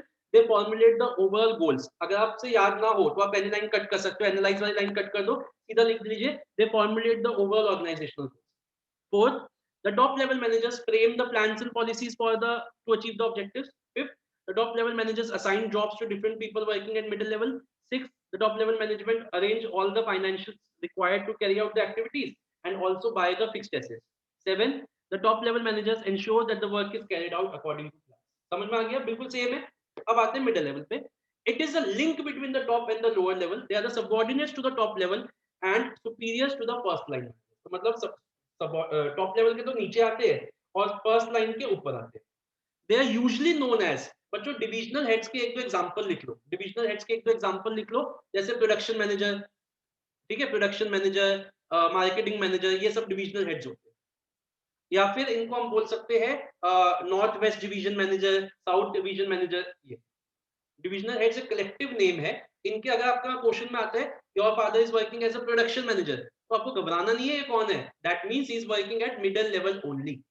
समझ में आई ये बात? डिविजनल मैनेजर मतलब सारे हो सकते हैं, कोई भी हो सकता है, production, marketing, finance, human resource, ये सब डिविजनल मैनेजर ही होते हैं।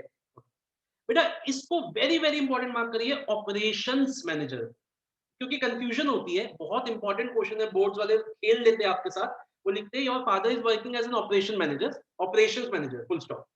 Also explain the functions perform by operational manager.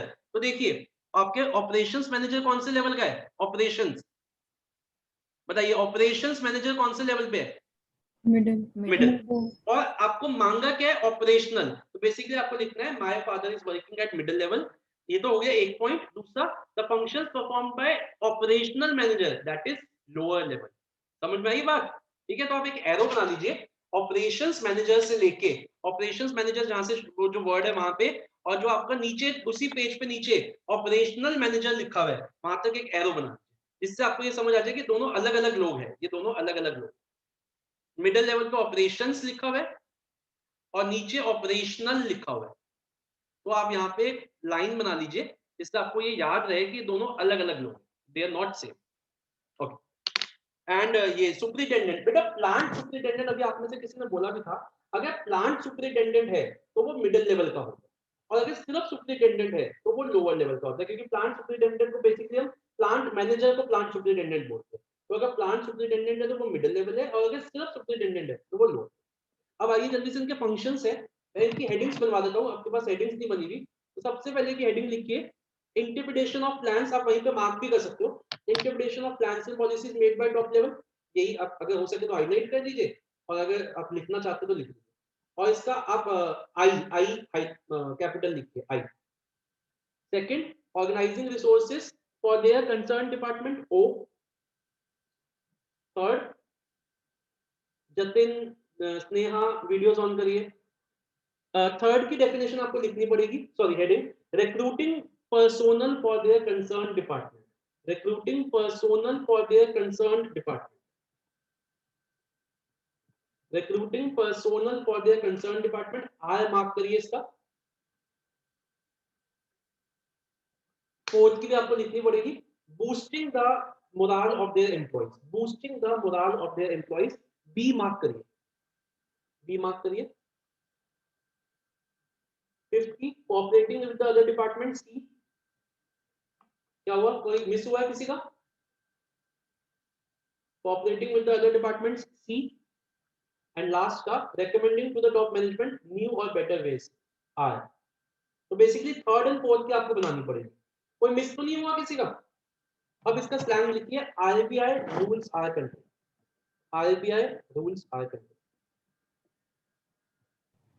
और थर्ड का क्या था? थर्ड का है बेटा recruiting suitable personal for their concern department, ये वाला recruiting suitable personal for their concern department, first one. किसी का भी कोई भी मिस हुआ है तो मुझसे पूछ लीजिए। सर सिक्स का क्या है? इसका सिक्स का यही वाला, recommending to the top level new और रिवाइज्ड पॉलिसी। और कोई मान्य लिख लिए सारे? तो आना आपने। Yes. ओके, अब आइए इसको रीड नहीं करें क्योंकि यही हेडिंग से लिखी हुई है। अब आते हैं लोअर लेवल पे। लोअर लेवल के चार नाम होते हैं, lower level operational management, supervisory and personal. और इनमें जो जो लोग होते हैं उनके नाम होते हैं सुपरवाइजरी, फोरमैन, इंस्पेक्टर एक्सेट्रा। अच्छा एक मिनट बच्चों, मिडिल लेवल पे एक लाइन मैंने अंडरलाइन की है, they are responsible for implementing and, ये वाली लाइन, इसको पूरी लाइन को हाईलाइट करिए। क्वेश्चन आएगा, your uncle has retired from the position where he is responsible for implementing and controlling the plans made by top level। तो आपको पता होना चाहिए they are talking about middle level, ठीक है? ओके, अब आइए सीधा आते हैं इनके फंक्शंस पे। इनकी भी हेडिंग्स नहीं बनी हुई तो हेडिंग्स बना लेते हैं मिडिल लोअर लेवल की जल्दी से। पहला लिखिए, पहले की हेडिंग लिखिए, passing on the instructions of management to the workers. पहले की हेडिंग बनाइए, passing on the instructions of management to the workers, P underline करिए, स्लैंग में यूज होएगा। सेकंड की हेडिंग बनाइए, maintaining the quantity and quality of output, M underline करिए, maintaining the quantity and quality of output, M underline करिए। Third की heading वहीं से मार्क कर सकते हैं, representing workers grievances before management, R mark करिए, representing workers grievances before management, R mark करिए।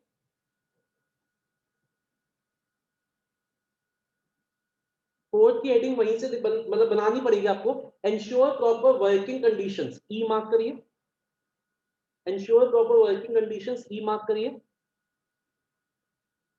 5th की भी आपको बनानी पड़ेगी, ensure proper safety conditions, E mark करें।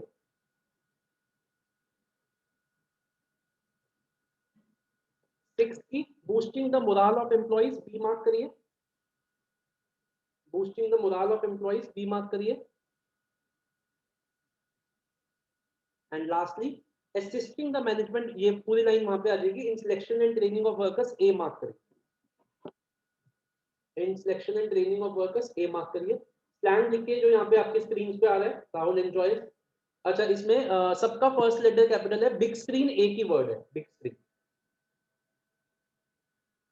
Rahul enjoys every adult movie on big screen, tongue out smile. लिख लिया बच्चों? अब देखिए बच्चों, अब एक दो बातें सुनिए, इसके लिख लिया सबने, कोई रहा तो नहीं किसी का? इसके नीचे आपका एक टॉपिक है फंक्शंस ऑफ मैनेजमेंट, दिख रहा है? मैंने उसके आगे लिखा हुआ है जस्ट रीड। ये आपको रीड करना है, सिर्फ रीड करना है। उसका रीजन है व्हाई, क्योंकि ये फंक्शंस हम डिटेल में पढ़ेंगे, जैसे जैसे हमारी क्लासेस चलती रहेगी हम डिटेल में पढ़ेंगे। आने वाले 5 चैप्टर यही है, प्लानिंग ऑर्गेनाइजिंग। लेकिन इस चैप्टर में बस आपको पता होना चाहिए कि क्या प्लानिंग है, क्या ऑर्गेनाइजिंग है, क्योंकि आपके क्वेश्चंस एमसीक्यूज में आ जाते हैं। तो सिर्फ अभी आपको ये रीड करना है, इसको कुछ नहीं होगा, ठीक है? मिडिल एंड लोअर लेवल के फंक्शंस हमने रीड नहीं किए नोट्स में से, वो आप रीड करोगे, लिखवा दी मैंने उसकी हेडिंग्स आपको, वो आप रीड करोगे। अब आप अपना होमवर्क नोट डाउन करिए। पहली बार जल्दी से होमवर्क नोट डाउन करिए। आपका होमवर्क रहेगा आज का, आपको प्रोफेशनल क्वेश्चन पूरा मेरे को लिख के भेजना है। प्रोफेशनल जैसे आप लोगों ने अभी आर्ट एंड साइंस भेजा था वैसे, और जिसने आर्ट एंड साइंस के लिए भेजा वो उसको वो भी भेजना है 1 टाइम। और आपको मुझको तीनों लेवल्स की सिर्फ हेडिंग मतलब हेडिंग ही है, सिर्फ हेडिंग फंक्शंस की 2 टाइम्स भेजनी है, ठीक है? ये आपका होमवर्क है, क्योंकि अब आपकी क्लास में, अब मेरी बात सुनिएगा, नेक्स्ट सैटरडे, आज संडे है मतलब कमिंग सैटरडे, अब हमारी जो क्लास है वो 11 o'clock पे होगी। हमारे इस चैप्टर के 3 टॉपिक बचे हैं, कोऑर्डिनेशन में 3 टॉपिक है। ये चैप्टर हमारा फिनिश हो जाएगा 11 to 12 तक। संडे को मैं इसकी जो नॉर्मल क्लास होगी हमारी 2 बजे, उसमें इसके एमसीक्यूज डिस्कस करूंगा। तो मैं आपको एमसीक्यूज का असाइनमेंट आज ही भेजूंगा। आप सारे क्वेश्चंस करेंगे एक्सेप्ट फॉर कोऑर्डिनेशन, क्योंकि कोऑर्डिनेशन आप सैटरडे को जब क्लास होगी उसके बाद करेंगे, एंड संडे को हम एमसीक्यूज डिस्कस करेंगे, अराउंड 50-60 क्वेश्चंस उसमें। तो मैं आपको वो असाइनमेंट आज ही भेजूंगा। नेक्स्ट सैटरडे संडे हमारे चैप्टर फिनिश हो जाएगा। इसकी टेस्ट की तैयारी शुरू कर दीजिए, क्योंकि उसके कमिंग वीक में मैं इसका टेस्ट लूंगा, that will be a subjective test, ठीक है? नेक्स्ट चैप्टर पे हम प्रिंसिपल शुरू। All okay? किसी को कुछ भी पूछना है, मैं इसकी रिकॉर्डिंग आज शाम तक अपलोड कर दूंगा, अगर कुछ इसका कुछ भी रहा है वो वहां से देख सकते। ओके बच्चे, क्लियर है? ठीक है, तो आपको कुछ भी पूछना है आप रुक जाइए, otherwise we will meet on next Saturday at 11 AM। Okay, bye bye. Thank you, sir. Thank you, sir. Okay बेटा, बाय बाय।